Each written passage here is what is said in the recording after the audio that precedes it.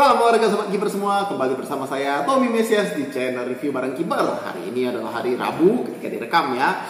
Dan video ini akan tampil di hari Kamis, yang artinya ini adalah sesi Ask Wednesday ya. Jadi hari ini, hari Rabu ya, lagi-lagi saya mendapatkan banyak sekali pertanyaan dari sobat kiper semua. Tapi tentu saja tidak akan saya jawab semuanya karena sudah terlalu banyak ya. Nggak mungkin saya bikin video 50 menit coba untuk menjawab semua pertanyaan, termasuk pertanyaan dari adik saya dan mengenai adik saya. Itu tidak penting untuk dijawab sebenarnya ya, di video ya. Oke, jadi saya bagi video ini sebenarnya jadi 3 kelompok besar ya. Yang pertama itu adalah yang mengenai FAT ya, dan yang kedua itu adalah mengenai glove mid grade, dan yang terakhir itu adalah mengenai teknik kiper untuk menghadapi penalti ya.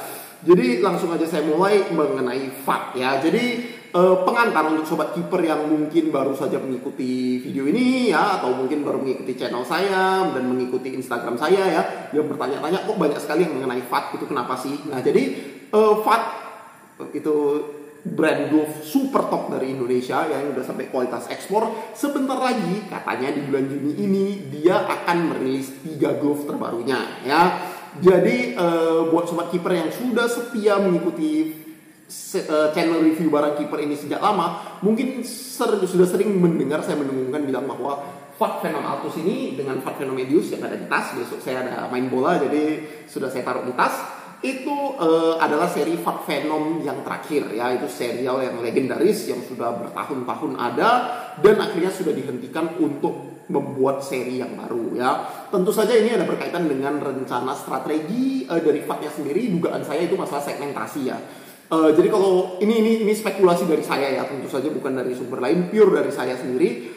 Spekulasi saya itu adalah FAT itu pengen membuat segmentasi yang lebih jelas di antara glove. Kalau biasanya kita menyebutkan itu kan cuma mid grade dan top grade ya. Saya kasih contoh, kalau misalnya glove mid grade misalnya TKB Restart, lalu juga ada TKB Forstay Poison Green ya sebagai glove top grade ya. Nah, mungkin dengan FAT ngebuat beberapa grade sekaligus seperti itu ya. Ini 3, jadi saya mengasumsikan bakal ada 3 grade. Nah, si FAT mau menciptakan segmentasi yang baru ya, atau bisa jadi FAT juga mau bikin seperti mungkin ada serial khusus light glove, ada serial khusus yang padded, ada juga serial yang khusus training glove misalnya ya. Itu juga saya nggak tahu, tapi dugaan saya pasti berkaitan dengan segmentasi ya.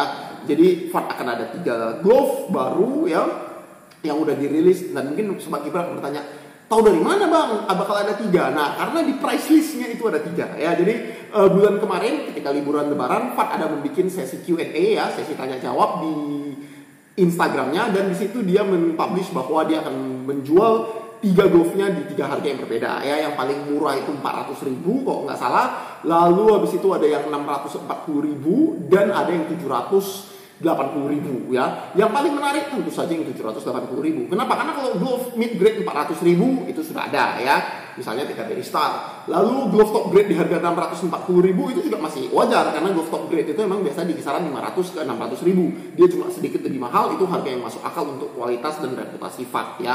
Nah, yang super menarik itu adalah glove di harga 780.000 ya. Kamu bayangin masih ada jeda sekitar 140.000 dengan glove termurah berikutnya, yang padahal kita sudah bilang glove top grade ya. Buat sobat kiper yang ngikutin saya ya mungkin juga tahu bahwa saya menyebut glove 780.000 FAT itu sebagai glove super top grade. Kenapa? Karena saya nggak tahu istilah yang cocok untuk menjelaskan itu ya. Jadi saya sebutnya super top grade. Seperti apa glove-nya? Jujur saja belum ada informasi yang lebih jelas ya. Kalau sobat kiper sama seperti saya mengfollow channel IG dari Bang Franky Aditama ya, si pendiri FAT, itu bakal menyadari bahwa glove-nya itu color scheme-nya nanti bakal saya nggak salah biru ya, dengan latex warna putih seperti demikian ya. Tapi apakah itu yang menjadi super top grade, atau itu yang top grade, atau bahkan itu yang mid grade? Tentu saja jawabannya kita tidak tahu ya. Yang pasti ya, FAT ini sejauh ini minimal dari pengalaman saya menggunakan FAT ya, FAT Medius, FAT Altus ya, dan sebelumnya juga saya sudah pernah menggunakannya meskipun nggak pernah memilikinya dan pernah pegang seperti itu, selalu memberikan kesan eksklusif dan emang didesain untuk kiper ya. Desainnya itu sangat bagus, sangat fungsional ya. Meskipun kalau kita ngomong bagus, saya boleh mau argue bahwa TKB itu sebenarnya desainnya lebih kreatif gitu ya. Tapi FAT ini selalu desainnya itu on point, tepat sasaran, dibutuhkan oleh kiper, dan secara fungsional itu value-nya atau nilainya itu sangat tinggi ya. Jadi saya sendiri sangat tidak sabaran ya. Sampai saya bilang kalau misalnya ada yang store yang udah bilang open PO VAT bang, itu udah kemungkinan besar bakal saya sikat ya, seperti demikian ya. Tapi di luar harganya dan katanya bakal keluar di bulan Juni ini belum ada tanda-tanda ya. Meskipun kalau saya boleh menebak ya dari lagi-lagi dari IG-nya Bang Frankie Aditama ya, di situ dia sudah merilis bahwa dia sudah ngefoto tumpukan glove-nya ya. Jadi saya asumsikan glove-nya itu udah sampai di Indonesia dan lagi di tahap distribusi ke reseller atau mungkin istilahnya QC ya, quality control, di mana dia mengecek inspeksi satu persatu barang karena tidak mungkin dikirimkan barang yang rusak ketika diproses pengiriman ya. Itu pasti nanti ada returnya atau bisa jadi dijual sebagai barang reject yang dengan harga discountnya. Itu ada beberapa reseller yang spesialis menjual barang seperti itu ya, saya tahu ada beberapa di situ ya. Apakah ada lagi tentang VAT seperti demikian? Ini sekali lagi, berhubung juga ada pertanyaan ya yang berkaitan dengan VAT itu. Jadi ada yang menanyakan tentang apakah akan ada brand lokal yang strapless atau tidak. Nah, dari jawaban VAT ketika di sesi Q&A sebelumnya, dia itu ada memberikan hint bahwa dia punya ini modelnya mendekati strapless tapi bukan strapless ya. Kalau saya tidak salah itu dari sesi Q&A ada pertanyaan seperti demikian. Nah, apa yang dimaksudkannya jujur saja saya kurang tahu. Apakah maksudnya itu sama seperti Savior Sport ini ya, yang dia tidak ada strap yang mengelilingi, tapi dia cuma seperti velcro yang menempel seperti itu ya, dengan long range insert. Kalau ngelihat dari gambarnya gambarnya glove biru Bang Frankie Aditama tadi, saya menduga itu pasti glove-nya itu juga memiliki long wrist ya. Dan sebenarnya jujur saja long wrist itu sekarang itu untuk desain glove modern semuanya itu pasti sudah ke arah long wrist. Kenapa? Karena lebih nyaman dan feel-nya itu lebih secure ya. Dalam artian ketika saya menggerakkan seperti ini, saya tidak harus takut tegangan atau tension di strapnya itu menjadi goyang seperti itu. Jadi rasanya lebih safe, lebih dikit goyangan dan strapnya tidak gampang untuk tertekuk seperti demikian ya. Jadi emang itu desain yang lebih superior ya. Semoga saja benar akan ada glove strapless di tahun ini. Meskipun saya berharap, saya ngarep banget, tapi saya nggak gitu optimis itu bakal terjadi. Kenapa? Karena brand lokal sekarang pakai single strap aja udah diteriakin, bang nggak nyaman, bang longgar seperti itu ya. Jadi memang melihat dari struktur tulang kita sebagai orang Indonesia ya, yang rata-ratanya tulangnya itu sedikit lebih kecil daripada standar ya, seperti demikian, itu paling mungkin atau lebih tepatnya paling cocok itu pasti glove-nya itu menggunakan double strap ya, atau mungkin di alternate ya seperti single strap tapi bisa dililit 2 kali, atau yang menggunakan double velcro seperti demikian ya. Jadi saya jujur saja, saya berharap sekali karena saya penasaran sekali dan pengen coba glove yang strapless brand lokal ya. Tapi saya sangat maklum kalau saya tidak ada brand lokal yang berani mengambil resiko itu. Karena kalau saya melakukan market research, saya pun juga takut untuk membuat glove seperti itu ya, kira-kira seperti demikian ya. Lalu berikutnya pertanyaan dari Bang barkastyle.id _id ya, ini juga bro yang selalu rajin sekali bertanya. Tidak apa-apa Bang, teruskan aja. Glove mid grade yang seimbang dari segi grip dan durability-nya. Nah, dan ini juga ada juga yang tadi menanyakan ya, si Bang Hendrawan ya yang menyarankan bikin top 5 atau top 10 rekomendasi glove lokal. Ya, itu ide bagus Bang ya. Saya akan buat videonya mungkin setelah saya selesai mereview semua glove VAT ya. Jadi sebagai tambahan informasi, saya berencana membeli semua glove VAT itu ya. Kenapa? Karena panggilan alam atau lebih tepatnya rasa khilaf yang nggak bisa dibendung seperti demikian ya. Nah, jadi menurut saya salah satu ini pasti masuk dalam top 5 rekomendasi glove saya ya. Itu adalah BGS Pro Eagle H2 ya. Kenapa BGS Pro Eagle H2 ini masuk dalam rekomendasi ya? Pertama, dia menggunakan super soft latex ya. Latexnya ini lengket. Sebenarnya kurang lebih sama dengan New Basic ya. Bedanya itu dikit. Jadi teksturnya berbeda, lebih soft sedikit, lebih soft itu super soft latex daripada New Basic. Tapi sebenarnya kalau ketika digunakan, gripnya itu tidak berbeda terlalu jauh dan menurut saya lebih dipengaruhi oleh desainnya ya. Yang ngebuat BGS Pro Eagle H2 ini spesial itu ada di fakta bahwa meskipun dia menggunakan negatif cut di tengah ya, dia menggunakan hybrid cut, 2 roll cut di ujung dan hybrid dan negatif cut di 2 jari tengah seperti demikian ya. Tapi keuntungannya dia itu adalah dia tidak pelit latex. Dalam artian kita bisa lihat size latexnya ini semua lebar-lebar ya. Ini berkontribusi terhadap luas permukaan sentuh yang lebih besar, yang artinya grip lebih baik dan juga durability lebih baik ya. Itu satu dari segi desain. Terus yang kedua menurut saya glove-nya ini ringan meskipun tergolong mid grade ya. Dia menggunakan ringan, belakangnya ini menggunakan Dambex seperti demikian ya. Cukup bagus. memberikan perlindungan jari yang cukup mumpuni, meskipun jelas kalau dibandingkan glove top grade itu kalah ya. Dan yang terpenting dia sudah menggunakan double strap dan spandex yang nyaman ya. Di sini juga ada meshing yang ngasih sedikit lebih nyaman, sedikit ada pertukaran udara. Bahannya di sini lebih lembut ya, lebih udara lebih gampang tembus ya. Jadi rasanya ketika saya menggunakan ini tuh nyaman sekali. Makanya ini adalah glove training favorit saya ya. Kamu bisa lihat jadi di sini rusaknya udah parah ya. Ini menurut saya glove saya yang paling dekat dipensiunkan karena rusak itu sebenarnya PJS Pro Eagle H2 ini. Tapi ngelihat bahwa asal latihan saya senang sekali menggunakan glove ini ya, dan bisa jadi seminggu ini selalu ada saya menggunakan glove ini. Durability-nya itu sangat luar biasa ya, seperti demikian.